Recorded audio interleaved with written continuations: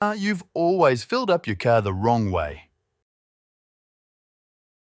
Most of the time, when their car runs out of fuel, people have the habit of pouring the container directly into the tank. This is completely wrong. This can cause fuel to spill into the car, which ends up burning and staining the paintwork. That's why it's so common to see cars with stains in this area. Some people cut the bottle and try to pour the fuel in, but this won't work either and the liquid will spill out. The same goes for using a funnel. Because it's too small, it will also spill, staining the paintwork. And finally, the worst method, people try to siphon the liquid with a hose, but this is very dangerous. You could ingest the fuel and end up feeling sick. So now I'm going to show you the ultimate solution to this, and all you'll need is a bottle like this and a hose. That's it. The first thing we'll do is mark the hose on this part of the bottle with a pen. Mark the exact point and then cut it off.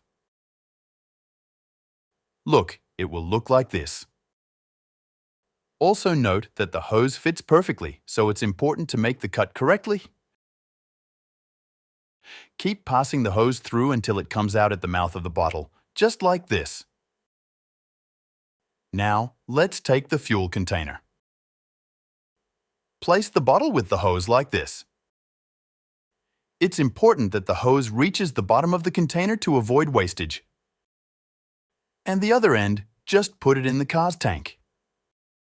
Once this is done, simply press down firmly on the bottle and then release it. By doing this, you create air pressure inside the bottle and it will automatically start to draw all the fuel through the hose. Notice how quickly the process works. Gradually, the level of the containers decreases, transferring all the fuel to your car. You no longer need to siphon the fuel with your mouth or use ineffective tools that can stain your car's paintwork.